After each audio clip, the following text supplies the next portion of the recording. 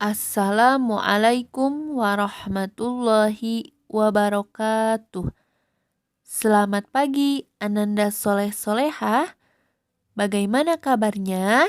Semoga selalu dalam keadaan sehat, tetap semangat belajar, dan ceria. Pada kesempatan kali ini, Ibu Yunita mengampu mata pelajaran Al-Quran Hadis. Sebelum belajar, mari kita membaca bismillah terlebih dahulu. Bismillahirrahmanirrahim. Materi yang pertama yang akan kita pelajari yaitu surah Al-A'laq. Siapa nih kira-kira yang sudah tahu surah Al-A'laq? Atau bahkan sudah hafal surah Al-A'laq?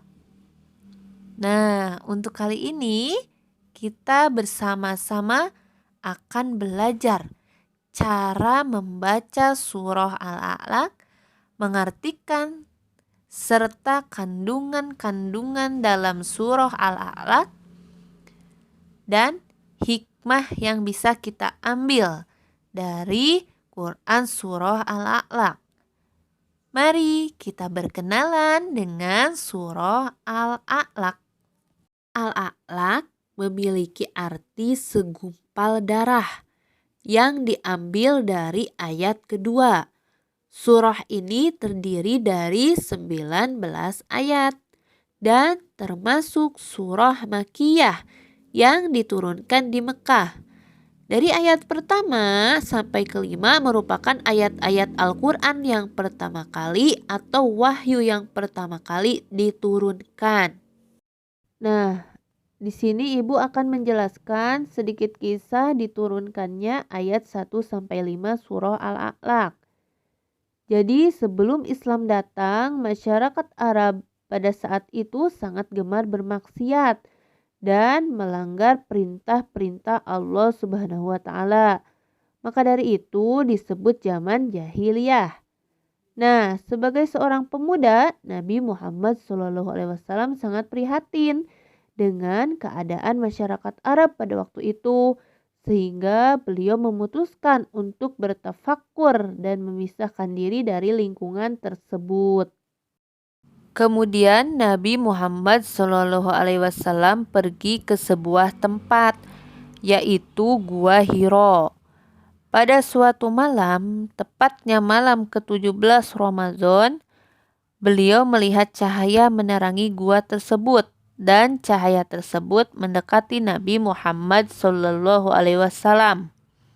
Siapakah cahaya tersebut? Cahaya itu ialah malaikat Jibril. Malaikat Jibril berkata kepada Nabi Muhammad SAW, "Iqra, bacalah." Beliau menjawab, "Aku tidak bisa membaca," kata Nabi Muhammad SAW. Malaikat Jibril kemudian mendekap Rasulullah sehingga beliau merasa kesusahan. Kemudian malaikat Jibril mengulang perkataannya, "Iqra, bacalah." Nabi Muhammad menjawab lagi, "Aku tidak bisa membaca. Apa yang bisa aku baca?" Sampai 3 kali Nabi Muhammad menjawab seperti itu. Lalu malaikat Jibril membacakan surah Al-A'laq ayat 1-5. Setelah membaca kelima ayat tersebut, malaikat Jibril pun pergi meninggalkan Nabi Muhammad SAW seorang diri. Nah, Ananda Soleh Solehah, dari sinilah berawal diutusnya Nabi Muhammad SAW sebagai Rasul terakhir dan menyempurnakan agama-agama yang dibawa oleh Rasul dan Nabi terdahulu. Mari sekarang kita simak bacaan surah Al-A'laq beserta artinya. A'udzu billahi minasy syaithanir rajim. Bismillahirrahmanirrahim. Iqra bismi rabbikal ladzi khalaq. Khalaqal insana min 'alaq. Iqra wa rabbukal akram. Alladzi 'allama bil qalam. Allamal insana ma lam ya'lam. Kalla innal insana la yatagha ar-ra'ahu istaghna. Inna ila rabbika ruj'a. Ara'aital ladzi yanha 'abdan idza shalla.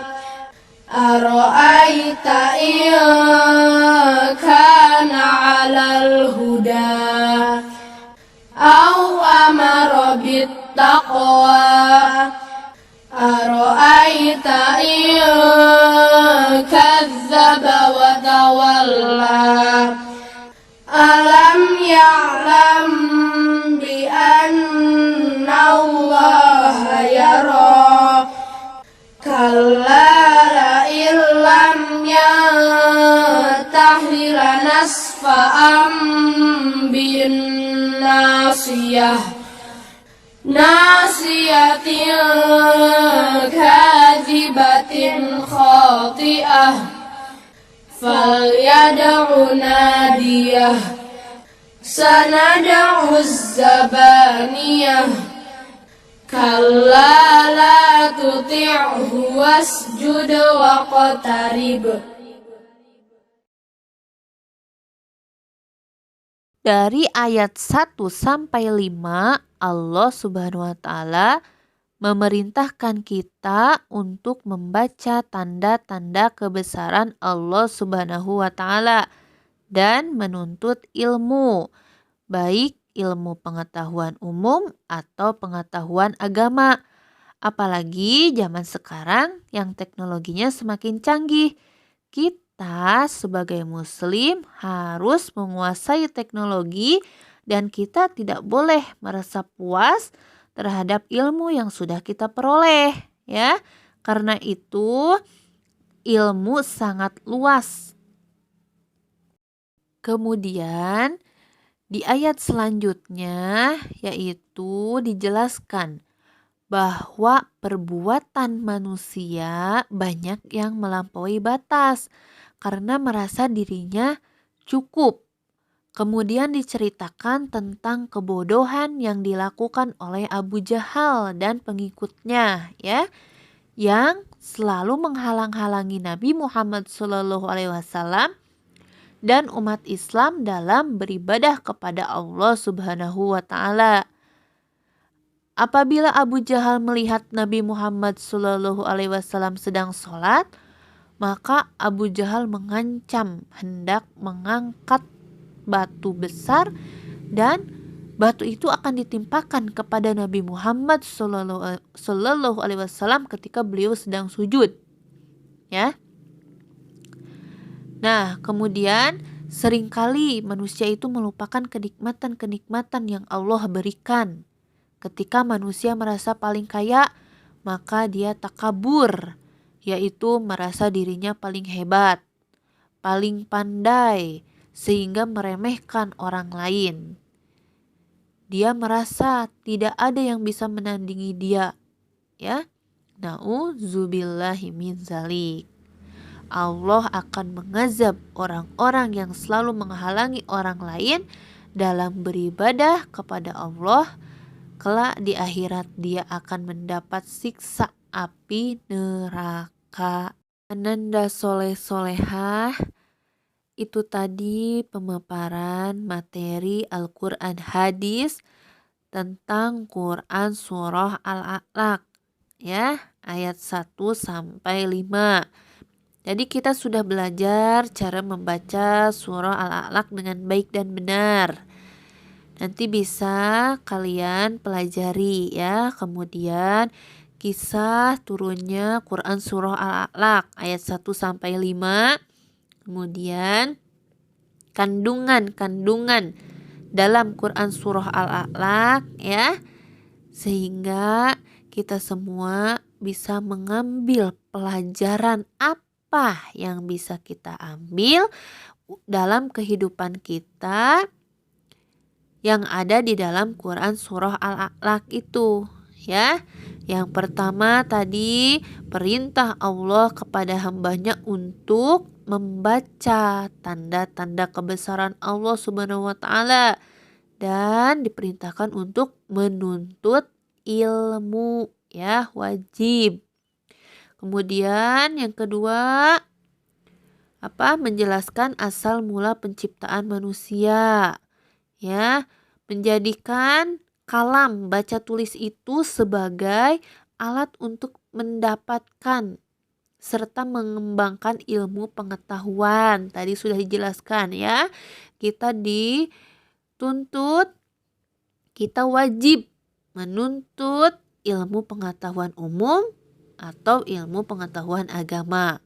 Kemudian yang terakhir, ancaman Allah Subhanahu wa taala kepada manusia yang telah melampaui batas dan selalu menghalangi orang lain untuk beribadah serta berbuat baik ya. Ancamannya yaitu tadi neraka ya. Nauzubillahi min dzalik. Semoga kita semua terjauh dari sifat-sifat buruk tersebut. Amin. Nah, kemudian setelah kalian menyimak videonya, kalian isi daftar hadir dalam kolom komentar. Kemudian silahkan rangkuman atau tulisan yang ada di video atau dalam perkataan ibu, silahkan dicatat kembali di buku Al-Quran hadis kalian. Nanti akan ibu periksa ya. Kemudian kerjakan latihan halaman 4 ya, dilengkapi surah Al-Alaqnya dan halaman 9 sampai 10. Minggu depan akan ibu periksa. Terima kasih ibu ucapkan atas perhatiannya. Wassalamualaikum warahmatullahi wabarakatuh.